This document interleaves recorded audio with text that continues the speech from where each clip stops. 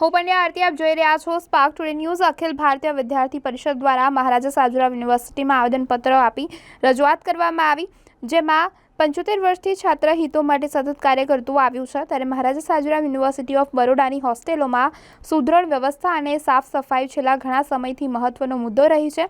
Boys હોસ્ટેલના ગેટથી હેડ office જતા રસ્તામાં લાગેલી દરેક સ્ટ્રીટ લાઇટ બંધ છે, જેથી તે રસ્તા ઉપર ઘોર અંધારું હોય છે, જે અસામાજિક તત્વોને અયોગ્ય કામ કરવા માટે ખુલ્લું આમંત્રણ છે। હોસ્ટેલમાં યોગ્ય સાફ સફાઈનો અભાવ જોવા મળી રહ્યો છે, જેના કારણે રોગચાળો ફેલાવાની ભીતિ રહી છે। અખિલ ભારતીય વિદ્યાર્થી પરિષદની માંગ છે કે આ મુદ્દાઓનું ત્વરિત નિરાકરણ આવે।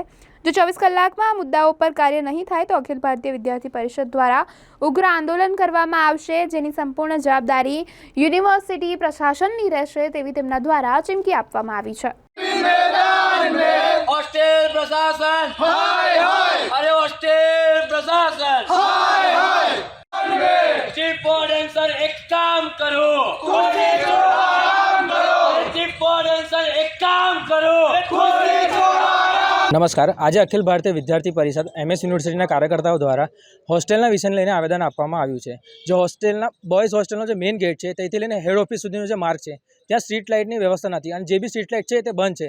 તેના કારણે અસામાજિક તત્વોનું ત્યાં જોઈ શકે કે આપણે ઉપદ્રવ જેવું જ છે, અને જે માર્ગ પર આખા પર કચરો ફેલાયેલો છે।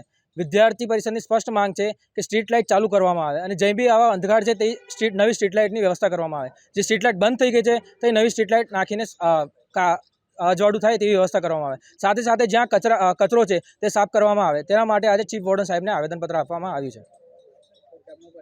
મારું નામ હિમાંશુ પાઠક, અધ્યક્ષ MS યુનિવર્સિટી, અખિલ ભારતીય વિદ્યાર્થી પરિષદ ABVP।